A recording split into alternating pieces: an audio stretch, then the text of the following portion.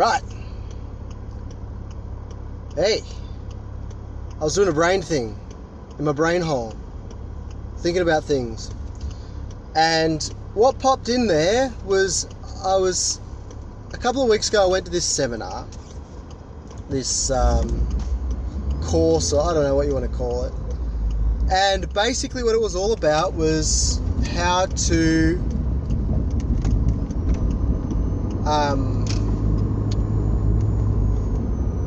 tweak your brain a bit. They got different techniques that don't work for everyone on how to tweak your brain, or also how to interpret your own brain, and then how to change your brain once you realize how your brain is interpreting things, right? One example was, first thing is that, and it's all about achieving your goals and stuff like that. One of the things that they were talking about was how, first of all, that your brain has it's almost pretty much impossible to consciously, by thinking about it, to not think about something. So the classic example that I've seen other books and videos refer to, as well as this course, was do not think of an elephant, of a pink elephant.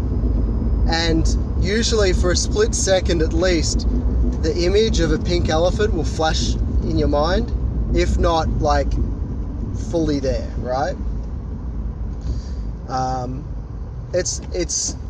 However, what you can do instead is to focus on something different, and then that's the image that comes to mind, right? So if you imagine an orange car, if you've got that image firmly in your mind, it's very hard to imagine an image of something different, right? Not impossible. Maybe your mind will combine the two, as in a pink elephant driving a orange car, but that's different, right? The point is that the actual point of this exercise was that it's your mind can only think of things. It has to, in order to not think of a pink elephant, it has to picture a pink elephant of which not to think of, right? That's how the brain works. It's how consciousness works. That's how thought works, right? The thinking part of your mind. Now, the other thing that they were talking about was towards your motivations. So your motivations are towards or away from. So some good examples are, not good examples, I'm just thinking of them off the top of my head, might be, I want to get a good job because I hate not having money. I hate being in that situation where I have to find the money, where I have to I have to skip lunch or eat something really shitty because I can't afford food, or I can't afford the bills, so now I have to call up the bank and organize like a repayment or a late repayment or something like that, and all these sort of things, and what if this and what if that. They're all you want the money, you want the good job because you want to get away from these negative things, right? Another thought is that you go towards something. Say, I want money so that I can afford a cool thing, or so that I can invest that money into myself, as in maybe training, maybe creating a business for yourself, whatever. Or I want to get more money so that I can help some charity out because I really believe in their cause. These are all things that you want to move towards. You need to achieve this goal so you can get towards this. Now, in of themselves, neither of them are necessarily good or bad. But generally speaking, when you move towards something, you can build more momentum to continue in that direction. When you're moving away from something, typically what can happen is once you've achieved that and you're financially stable and you've got enough money to pay the bills and buy a few little toys for yourself from time to time, or go out for dinner or whatever it is you like to do, then there's no motivation to continue moving forwards, right? There's only so far that you can go with that. And in fact, some people will even make a lot of money if they say they got their own business and it's going really well and they're trying not to be poor. They move forwards. They're not poor anymore. Their business is going really well, and then they get lazy because they've achieved the goal. There's no more motivation there, and they slip back until they slip back to a threshold where they're like, oh shit, I am getting poor. I need to earn more money. So then they're constantly swinging back and forwards. Some people are even like that with relationships. They'll constantly have fights and stuff because instead of trying to fix an overarching issue so that they can make their life better, they just try to make their life bearable. Another way I've heard of this being explained is playing to win versus playing not to lose, right? So again, like a job is a good example. You might be in a job where you're just trying to do the bare minimum to not get fired so that you can just make money and be comfortable, and try to find an equilibrium where everything is just comfortable, everything is just good, versus if you're playing to win, you might step up your game and try and prove yourself and put yourself out there, and you might fail, but there's a lot of gain, there's a risk, but there's a lot of gain that could happen from that. Another example might be social interactions. Playing to not lose might be to supplicate and just try and only have conversations that that no one will disagree with, that no one will like the classic, let's just talk about the weather or that local sports team or whatever, those things are playing to not lose. And by not lose in this situation, it is to not be hated, not to be rejected by people, not to this, not to that. Playing to win, say you're the game as such would be to make lots of friends. Well, if you're playing to not lose, then everyone will think you're pleasant and nice.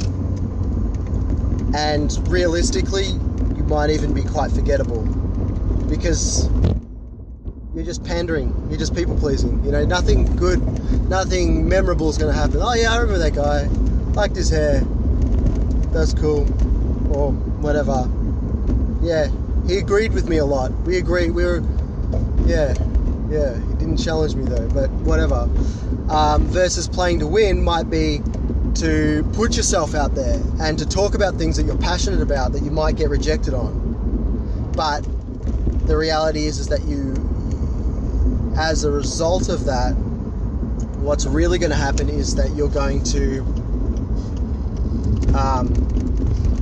yes, you're going to repel some people because they're just not into what you're into. Whoops. Oh well, I'm going down here now. That they're not into what you're into, but you're also going to find the people that are really freaking into you and your thing, what you're into, right? You're going to make better friends you're going to learn more about people because you're talking to them about real things that mean something to them.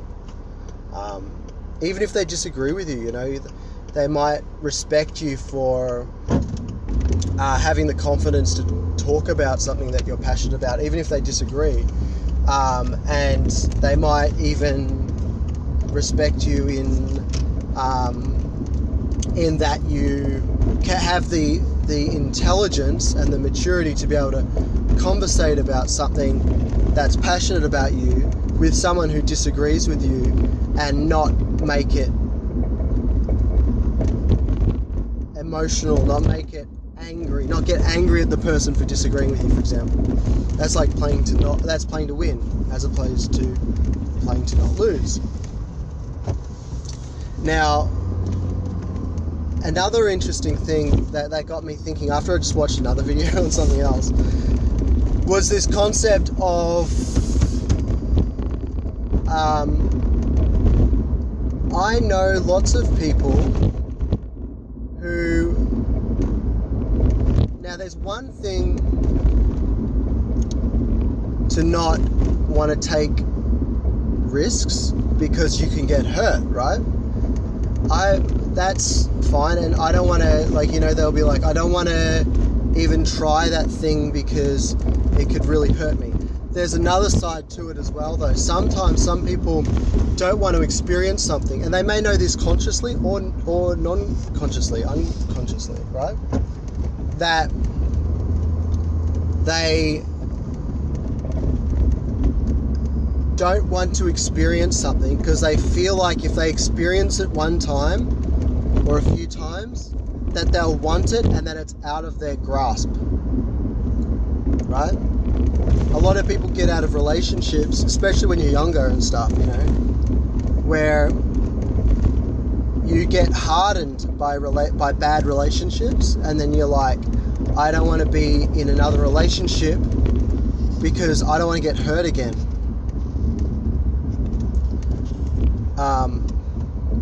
Which is an away from, right? And if that's what you're focusing on in the relationship, you're going to be focusing on the negative things that can hurt you, the ways they can hurt you. That's what your focus is going to be. You're going to be looking for things that could hurt you, so that you can avoid them or call them on it or whatever, right? As opposed to going into a relationship and saying, I want to be in this relationship because I really like hanging out with this person and I feel like we're going to connect, and I feel like the joy that we're going to experience together is worth it, and that I can always look back on it and have these absolutely mind-blowingly awesome experiences that are just with me for the rest of my life until I get too senile to remember this shit, right? That's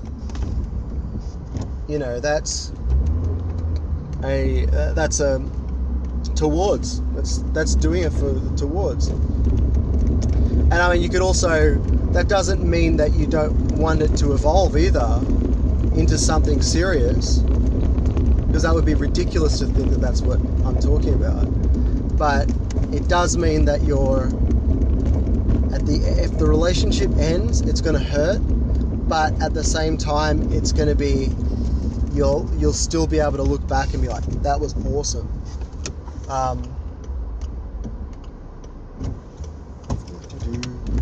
And I don't know, I'm sure there's other examples where people are afraid to experience things because they feel like they might get hurt, or that they might like it even, Like, I am a beer snob, my friend. I don't like VB and Carlton. I don't like the taste of it. It's not for me. I don't like McDonald's coffee, and I don't like instant coffee. The reality is that I don't need. For me, it's different because I don't have a caffeine addiction, right? So when I'm drinking coffee, it's because I really like coffee, or maybe that morning I really needed it. I actually needed it. But for a lot of people, if you've got a caffeine addiction, that's a whole different thing, right? Then anything to get your fix, right? That's fine. I don't care. I don't judge. But that's... Why did I bring up coffee and being a beer snob?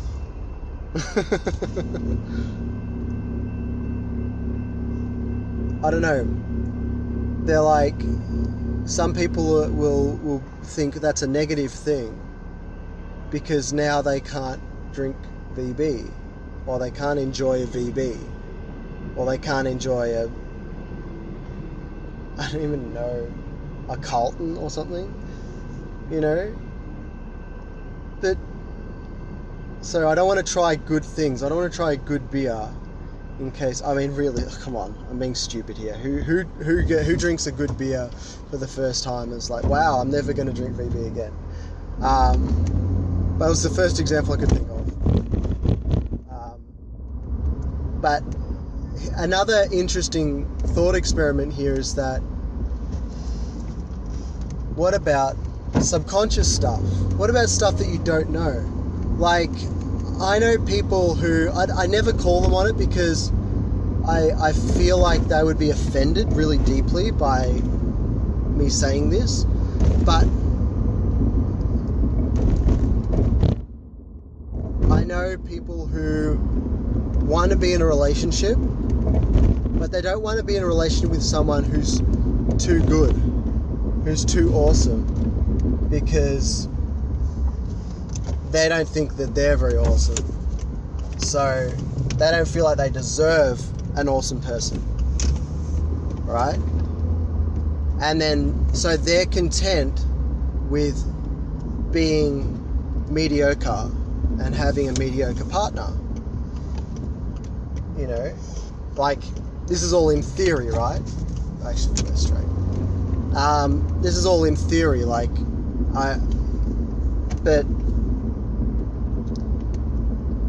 you can, that's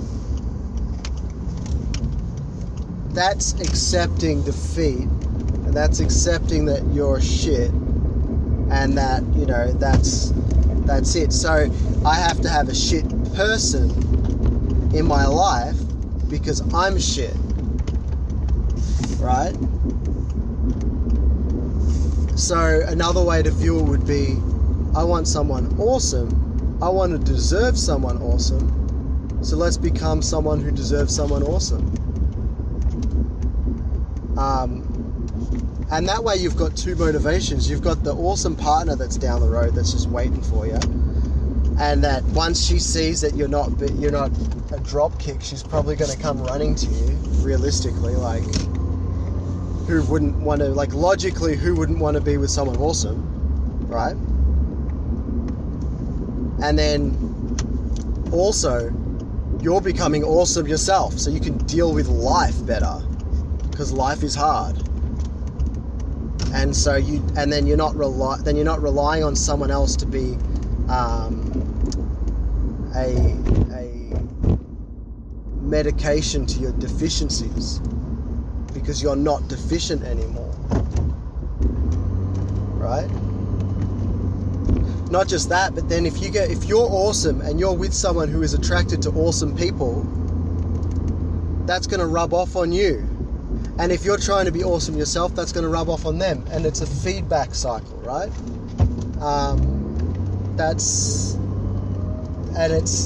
Whereas if you're a shit person and you want to be with a shit person for whatever your reasons are, then their shit personality is going to rub off on you, and it's going to go in the same thing's going to happen, but it's going to be a downward spiral instead of an upward spiral, right? So all these sort of fun things to think about. I was just thinking about them it kind of melts in my brain trying to think of all these sort of things, because they're pretty sort of complicated in a way, because I'm discussing, these are topics that are really quite subconscious. I need to access a part of my brain that I don't use, because it's a subconscious process, and then think about that and really cement that in and understand it for it to work, for it to do anything. So I don't know. All these sort of topics that I'm talking about now, they apply to everything in life, like everything from relationships, career, the food that you eat, you know, how you exercise, how you play video games. Imagine if your strategy was just to be in your video games was just to not lose.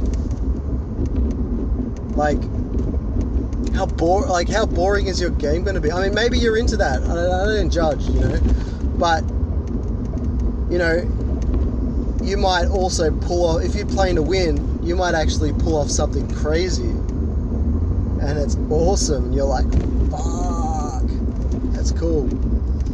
So anyway, that's enough of that ranting. I hope you get the idea. I hope you get the concept that I'm trying to regurgitate out. Anyway, enjoy. Have a great day. Look at this.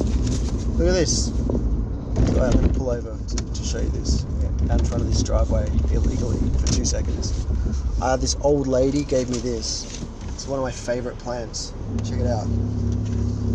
It's called a coleus. How cool is that? I remember when I used to grow them, if you water it lots, the leaves turn out like this. They're kind of pale. But if you actually let it sort of dry out a little bit, they get really bright like this. So this is sort of a sign that they haven't been watered properly. Well, that's a good one here. Check this one out. It's really bright. Yeah. Really cool. And I just told her, as I walked to the door, I was just like, whoa, that's so cool. That's one of my favorite plants. She's like, I've got hundreds of these things. Would you like one? I'm like, yeah. Anyway, that's me putting myself out there and getting rewarded with one of my favorite looking plants. They're really cool. Anyway, 22 minutes. Sorry, it's such a long video. Have a great day!